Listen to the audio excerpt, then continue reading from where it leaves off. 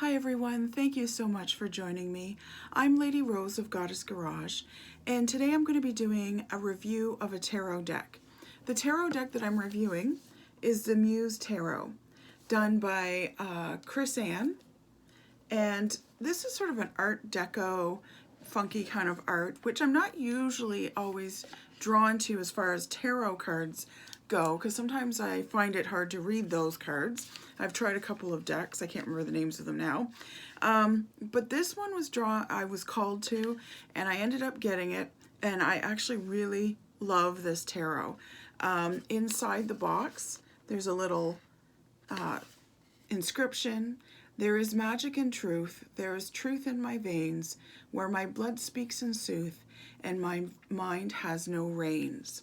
And then on the other side of the box, there's fishies swimming. So this is quite a big tarot. You can see it's quite a bit thicker than your average deck, just to give you an idea here of how thick this deck is. So like I always do in a lot of my tarot reviews, is I like to review the physical aspects of the card. So this is the back of the deck. It's very pretty. Part of the reason it called me is because there's a lot of roses in it, so I'm Lady Rose, so of course I wanted this. The cards themselves are quite thick, that's the reason it's a thick deck. So they're quite durable, but you will find, now this isn't the whole deck because I've already stacked out some cards that I want to take a look at. These are the cards you're not going to see in this video, because as I've said in many of my other videos, I like to leave a few surprises for you should you decide to purchase a deck for your own collection. Then there's some cards you haven't seen. But as you can see, it's a fairly thick deck. There is a nice glide to the cards though, so they don't have to be worked in like some decks have to be. So I find the glide is quite nice, but you will have to stretch your hand a little bit. My hand's used to being stretched, so it doesn't bother me too much, but even compared to my everyday working deck, like this is my, here I'll grab a few, this is my gilded deck that I use compared to this deck. So there is a bit more stretch to it for your hand as far as shuffling goes. Now you can always do the shuffle like this, of course, too, if you can't stretch your hand. So that's another way of shuffling. The deck does come with a nice book. Every card is mentioned, and there's lots of different inspirations. It truly is a Muse Tarot because it does kind of bring out your creativity. I've been using this one lately, and I found that when I'm doing my readings, there's just another level somehow, because sometimes you get used to reading one tarot deck and you kind of get stuck in the rut of saying the same thing for that card. Well, this deck is making me stretch a little bit more, and sometimes we need to stretch both physically and mentally. So like I say, I really find this is true to its name as far as Muse. It is a very inspiring deck. It would be a great deck for artists who want to draw or meditate on their art, that sort of thing. It's very eclectic and quirky. You'll see in a minute here. And she says it's to amuse your inner poet. The most powerful change begins within the stirrings of the unconscious mind, and that symbol, color, and poetry are the metaphorical languages that the unconscious mind understands. I also believe that art and beauty are things that can touch the soul and that they can help us to heal. So yeah, I really find that this deck has been inspiring in that way. Now, the other thing about this deck is she's changed all the suits, so they're different. So this isn't necessarily a beginner's deck by any means. I'm going to go through some of the major arcana cards first.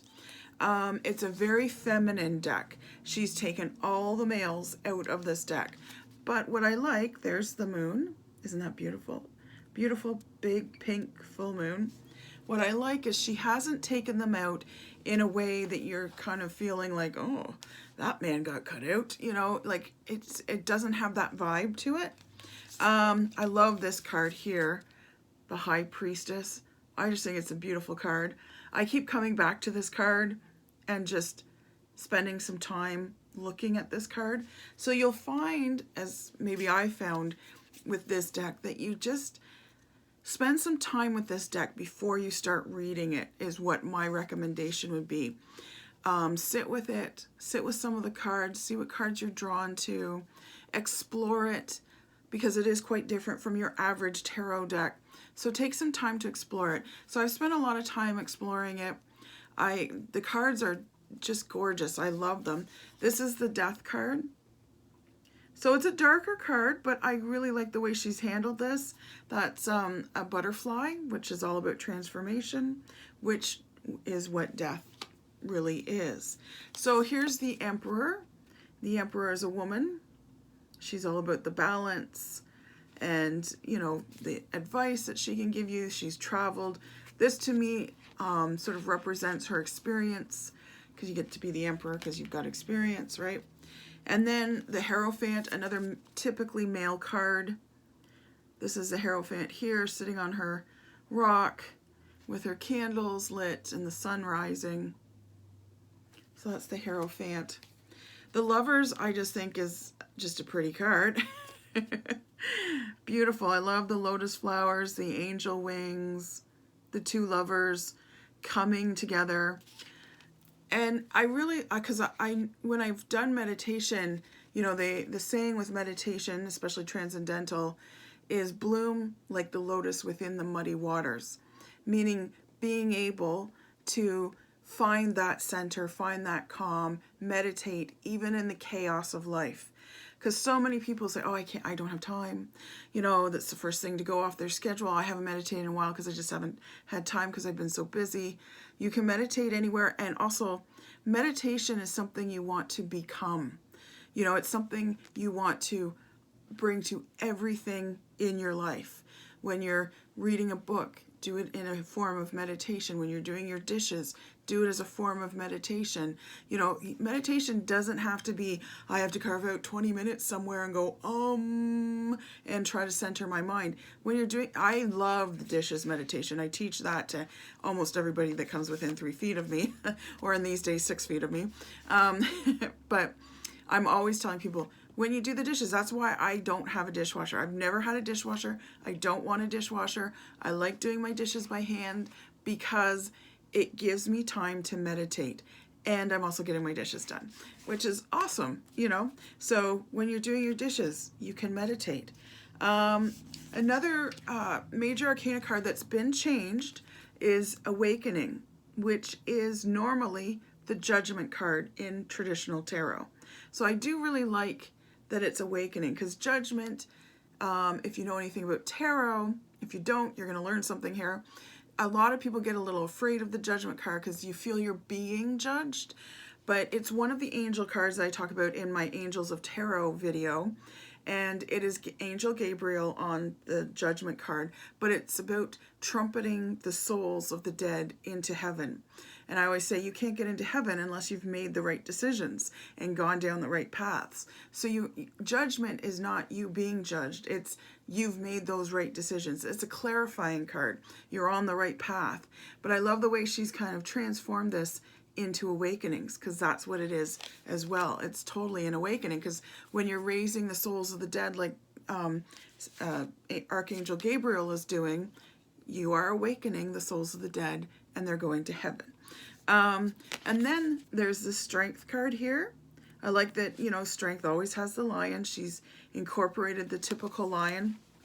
And I love the little saying that's in here, or, you know, she talks about each card. So Strength. So the prompt, she has journal prompts in here to, or even artistic prompts to help, again, bring that muse energy to your creative side. So you can use these prompts, like I said, for journaling, or if you want to do some painting or drawing or sketching or anything like that, these would be great prompts as well for getting those creative juices going. So the prompt is the gentle courage of angels. And what is said here is, and oh, what a curious sight we must be, she mused. This tiny thing perched on his head, leading the way with her breath. Ah, but they don't know you like I do, he continued. And all the strength you carry, he said. He could feel a wave of brave tranquility radiate from within her. All that flexible defiance, all that softness, and yet somehow all the beasts, both wonderful and terrible, seemed to take great pleasure in bowing before her. They yield to her quiet strength and fall reverent to her peaceful demeanor. For the power of her breath is calmness embodied. He looked up at her small toes dangling down into the corners of his vision, and tilted his head back to lick them. She giggled and leaned down and wrapped her small arms around his neck and gently squeezed. It's true, she whispered, her love stopping him in his tracks. What a curious light we must be. And there's a little poem that goes with each card as well. Fierce serenity, a graceful nod to the beast, to the fear, to the night. A rooted calm. She claims her power toward the wind, toward the world, toward her light. And that very much embodies the strength card. And there's something like that written for each of these cards in this deck.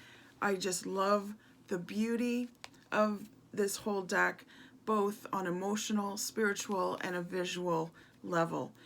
She's hit it all, and I love that she has a little conversation going on between the woman and the lion, which of course represents us when we're in that stage of our lives that we've stepped into our truth, and what a curious sight we must be. And I love that she mentions like what a curious sight we must be, because when you hit that strength in life, when you're able to speak your truth, you're comfortable in your own skin. And I love that, because then when you're comfortable in your own skin, you don't really care anymore what other people think.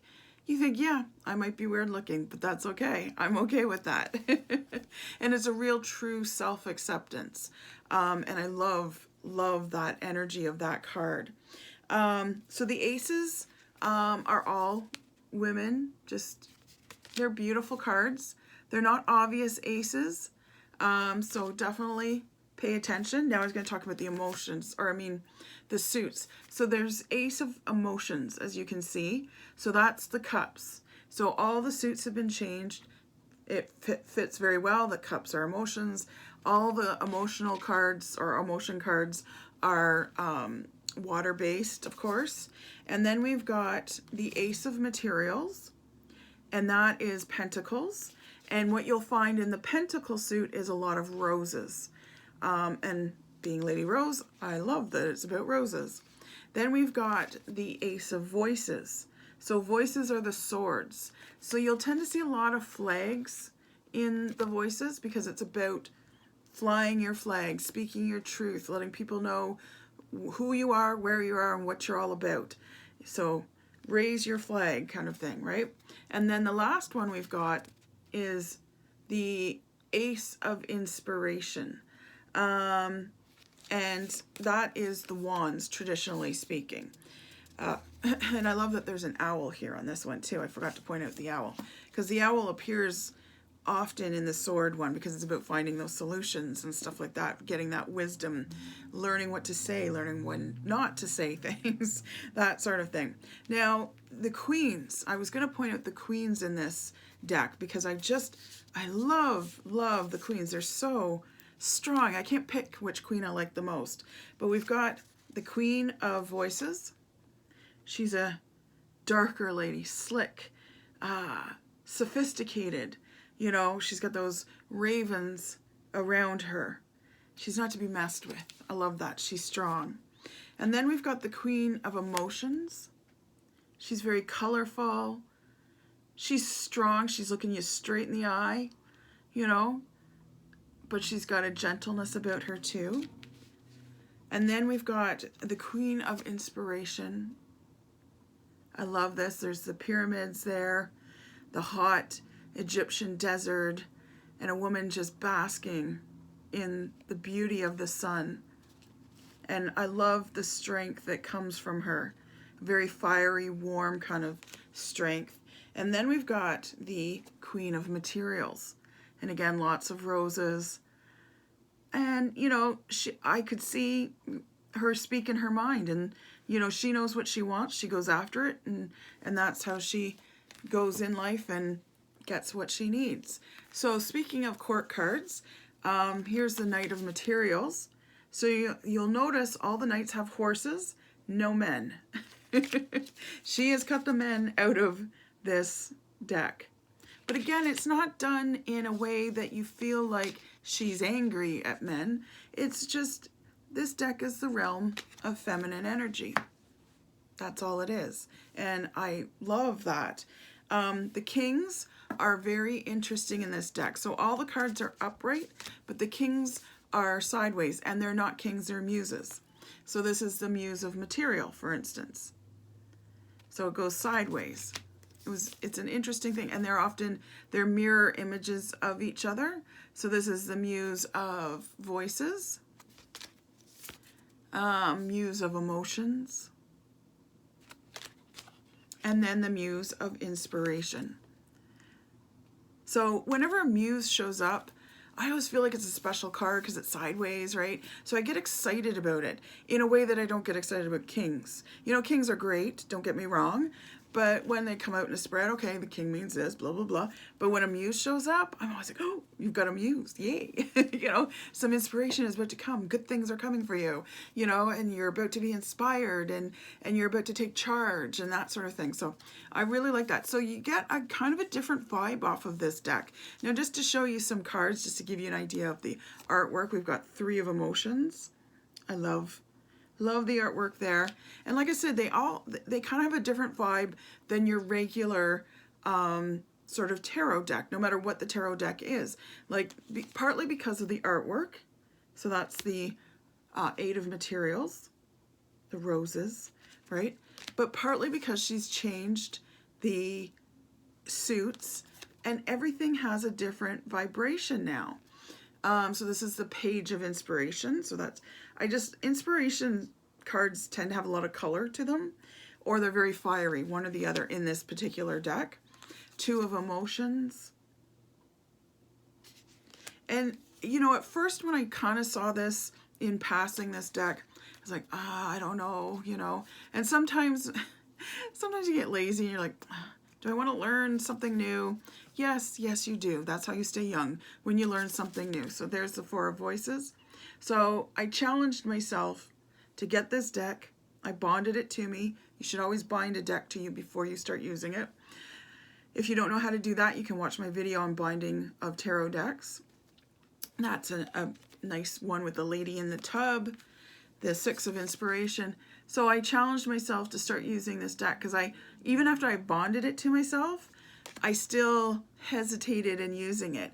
And I challenged myself, why are you hesitating?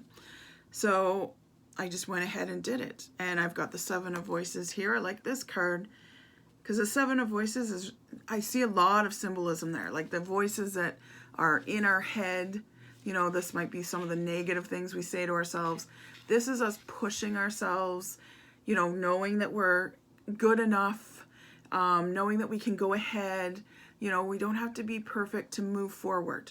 A lot of people get stuck in perfectionism and saying, well, I'm not ready. Why aren't you ready? Well, because I'm not perfect at this step. Who cares? Move on. You've done enough. Move on. And then the Fox.